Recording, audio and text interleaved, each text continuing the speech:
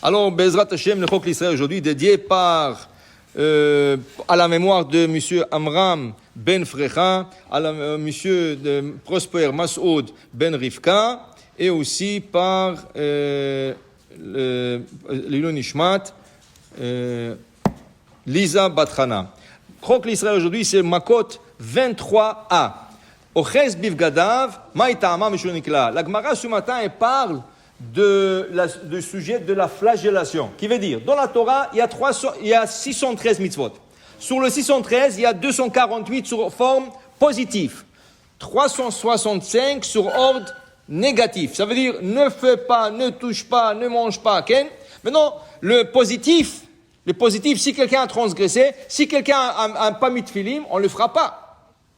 Si quelqu'un ne sait pas assis basouka, on ne le fera pas. Mais si quelqu'un a mangé du non-kosher, il y avait 2 témoins qui l'ont vu. Il lui a dit, Haïm, ce n'est pas kasher, qu'est-ce que tu es en train de faire? Et lui, il dit, ça vous regarde pas, ça ne vous concerne pas. Dans ce cas, les 2 témoins qui l'ont vu ont l'obligation de venir témoigner dans le Beddin, et le Beddin va convoquer Haïm. Ils vont lui demander, pourquoi tu as mangé? Et s'il n'a pas une raison valable, il recevra 39 flagellations. Il y a tout un traité dans le Talmud qui s'appelle Masechet Makot.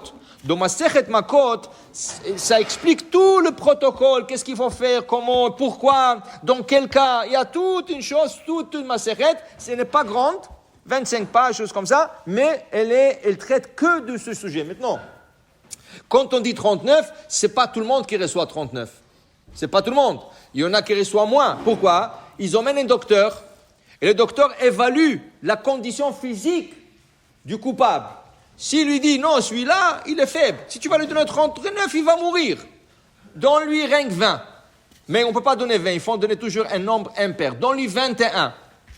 Alors on lui donne 21. S'il dit, même pas ça, donne-lui rien que, je sais pas, donne-lui 9. Selon sa condition physique, c'est comme ça. Et si au milieu, on voit que le gars il s'est évanoui ou il n'est pas capable, on arrête. Alors, il y a des rabbins, il y a des docteurs. Ça veut dire que ce n'est pas rien que frapper pour frapper.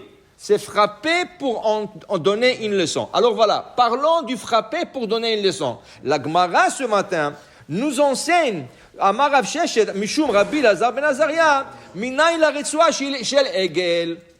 La lanière avec laquelle ils vont le frapper, elle est faite exprès de la peau d'un veau. C'est pas n'importe quelle peau. Il faut prendre la peau d'un veau et pas d'une vache. Saout. Alors, c'est une peau spéciale. Ça veut dire peau spéciale. Ça veut dire rien que de ça. Pourquoi?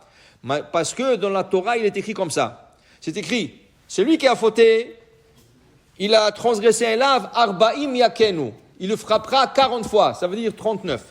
Juste à poser dans la paracha, c'est écrit, quand un taureau travaille pour toi dans le champ, il ne faut pas le museler. Lo tarsom shor bedisho. Le taureau est en train de sillonner le champ, ne pas museler. Laisse-lui manger s'il veut, ok?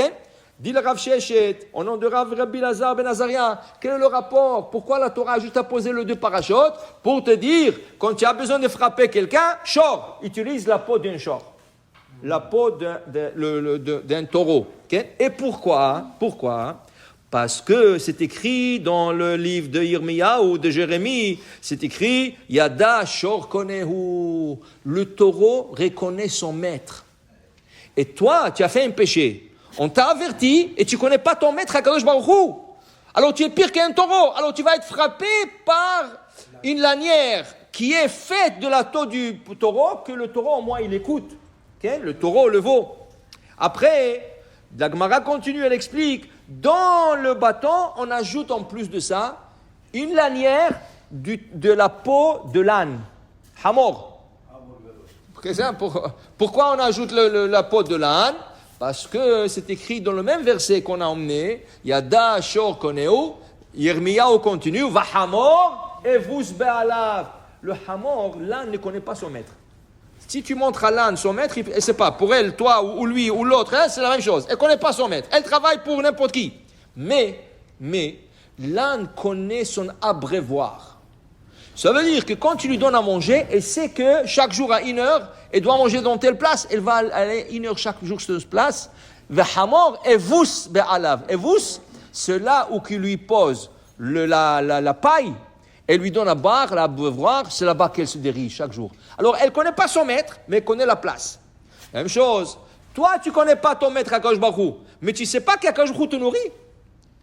Hamor, il connaît celui qui nourrit. Il sait au moins que chaque jour, la personne qui le nourrit, il le donne là-bas. Et toi, tu ne sais pas qu'Akadosh Baruch Hu te nourrit chaque jour?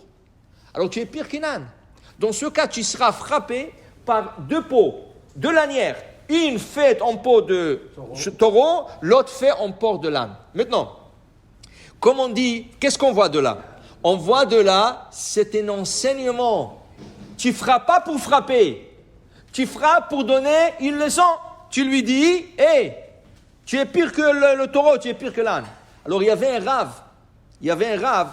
Des fois, de temps en temps, son fils ne se conduisait pas bien, il fallait lui donner un peu de treha, un peu de makot. Okay? Alors tu donnes gentiment. Quand il frappait son fils, avant de le frapper, il disait comme ça, Yetzerara, sors de là, Yetzerara, sors de là. Alors quelqu'un lui dit, mais qu'est-ce que tu es en train de... Pourquoi tu dis? Il dit, je veux que mon fils comprenne, c'est pas lui c'est un sadique, c'est Yetzerara qui est rentré en lui. Alors qu'est-ce que je dis? Avant de le frapper, Yetzerara, sors de là, et là je le frappe, pour que le Yetzerara sorte. Alors que le petit comprend, je le frappe pas pour frapper, je le frappe pour le sortir le Yetzerara de lui. Tu comprends? Alors quand tu frappes pour éduquer et pas pour frapper. Baruch Adonai le'olam. Amen ve amen.